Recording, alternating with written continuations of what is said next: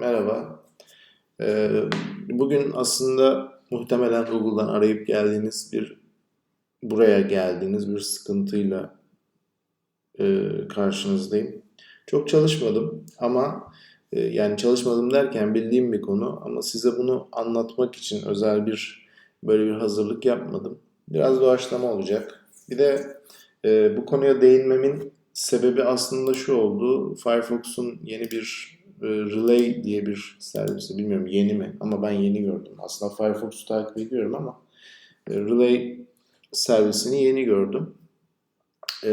Fakat benim hani Relay'e gelene kadar kullandığım servis vardı bununla alakalı. Spam mailleri en azından kendimce. Ya şöyle, mevcutta gelen spam mailleri engellemiyor bu arada. Bu yaptığımız şey mailimizi böyle sağa sola kaydetmek ve daha sonrasında bu mailler bir şekilde sızdırılıyor o servislerden. Ve böyle tonlarca mail alıyoruz gün içerisinde. Ve bunların ne yazık ki şu ana kadar hani evet bazı servislerde güzel filtreler, ıvır zıvır vesaire var ama ne kadar yaparsanız yapın, bu servislere ne kadar girerseniz girin e, aza indirebiliyorsunuz. Yani bunun kesin bir çözümü yok. Umarım ileride gelecek. Bu servislerle, bir şeylerle, hizmetle bu spam mailler yani istemediğiniz mailleri almak bir şekilde son bulacak diye umuyorum ve çok uzatmadan anlatmaya başlayayım. Şimdi bu anlatacağım servis bir web sayfası aslında. Ben bunu daha önceden eklentisiz de kullanıyordum. Temp Mail diye bir servis var. Bu servis nedir? Bir web sitesi. Şöyle, temp mail adından da anlaşılacağı üzere temporary mail yani geçici mail olarak çıkıyor karşımıza. Burada size bir mail adresi veriyor. Geçici bir e-posta adresi veriyor. Bu e-posta adresini e, herhangi bir hizmette kullanabilirsiniz. Fakat şimdi artıları ve eksileri. Birincisi bu kullandığınız geçici e-postaya bir daha ulaşamayacaksınız. Yani buradan karşı taraftan bir sıfırlama yapacaksanız posta ile ilgili bu neydi ya deyip şifrenizi unutursanız bu maille kaydettiğiniz bir yere daha sonradan bu maile ulaşamayacağınız için bu şekilde bir konu için önerilen bir mail değil. Ama ne için önerilen bir mail? Servisi daha doğrusu. Diyelim ki biz e, bir grafik tasarım işi yapıyoruz ve birçok servisten bir şeyler indirmemiz gerekebiliyor.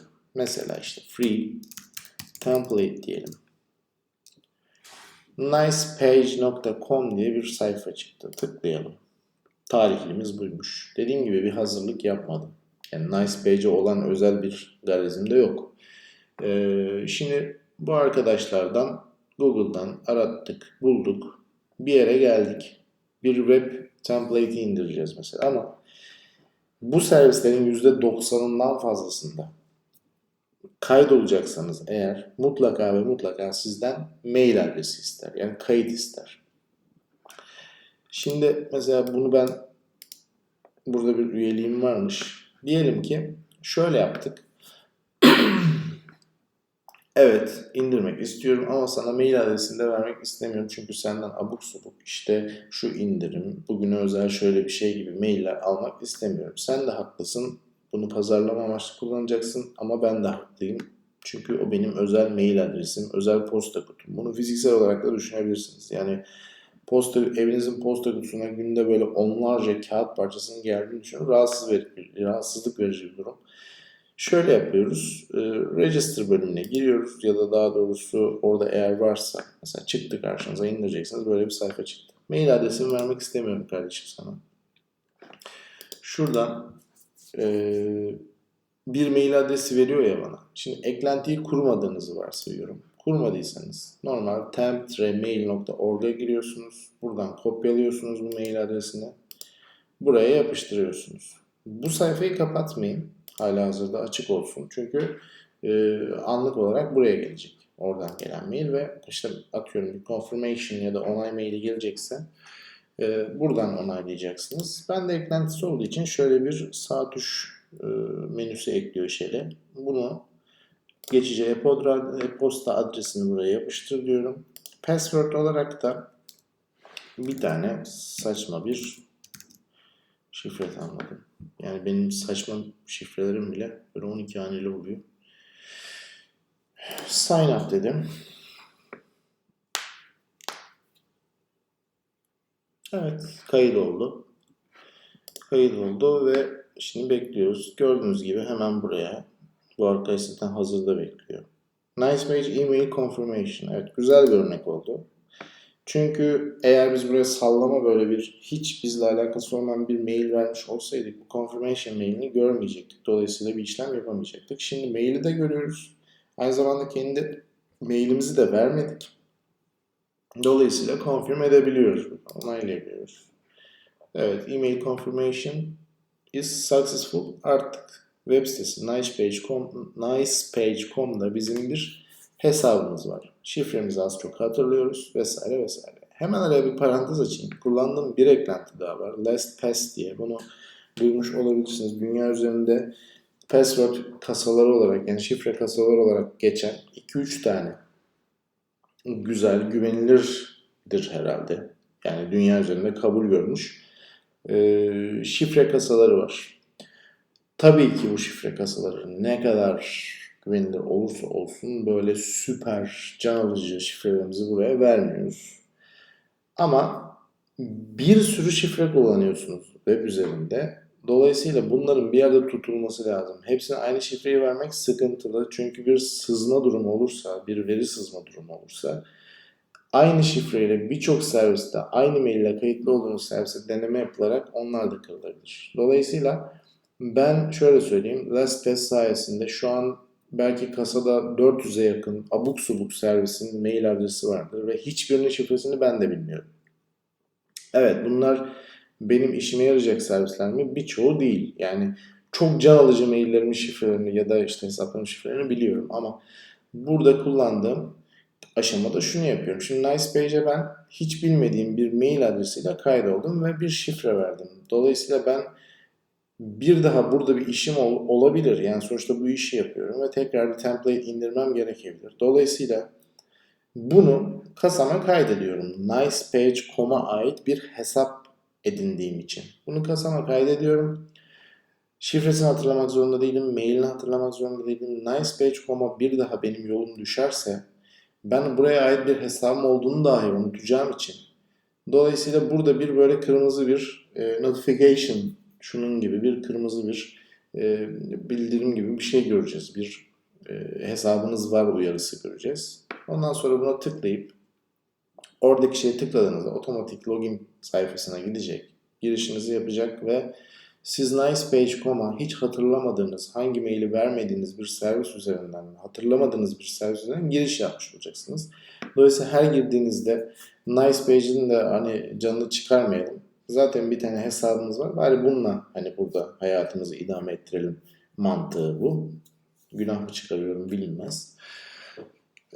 Şimdi Mofey 32899 diye bir hesabımız oldu burada. Bu hesapla artık confirmation'ımızda yaptığımız için indirme işlemlerimizi yapabiliyoruz. LastPass'i de anlattım arada. Aslında bir iki eklentiyi anlatmış oldum. Bir tane daha eklenti anlatabilirim burada. Bu da güzel bir şey. Yani bu tarz hızlı işlemler için. Şimdi spam'dan kurtulduk. Bunu kasamıza kaydettik. NicePage'i de üzmedik. Daha sonra buraya geldiğimizde yine bunlarla ilgili bir download yapacağımız zaman. Zaten hani ben NicePage.com'u çok beğenirsem eğer ne yapıyorum? Bu hesabı iptal edip kendi hesabına buradan bir paralı hizmet satın alacaksam otomatikman zaten hani bundan gelecek mailler artık gözlemiyorum ve orijinal mailimle kayıt oluyorum. Şimdi mesela profilimi düzenlememi istedi. Diyelim ki %100 profil düzenlemesi yapmadan size bir şey vermeyeceğim dedi. Olabilir. Bazı böyle açık sitelerde bu da var. Profile girdik. Gördüğünüz gibi ismim gözükmüyor. Public name'im gözükmüyor. Web sitem gözükmüyor. Bunları böyle yani ne yazsam buraya böyle böyle yazacağıma şunu yapıyorum.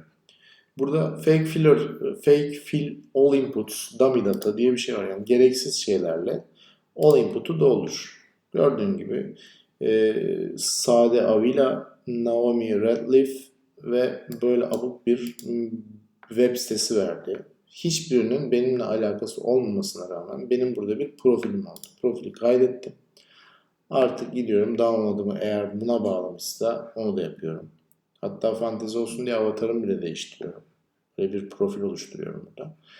Gördüğünüz gibi buradan artık nicepage.com'dan istediğim download'u yapıyorum. Ama tabii çok beğenirsem nicepage.com üzerinden de satın alma yapacaksam artık bu hesabımı giriyorum, siliyorum buradan ve gerçek hesabımla kayıt oluyorum. Bu fake ve geçici maili anlatmamın sebebi aslında çıkış noktam şuydu. Firefox'un Relay diye bir servis çıkmış. Ben Firefox'un bütün servislerini takip ediyorum. Çünkü gerçekten güzel. Yani hatta bir dosya gönderim servisi falan vardı. Onu kapattılar sanırım.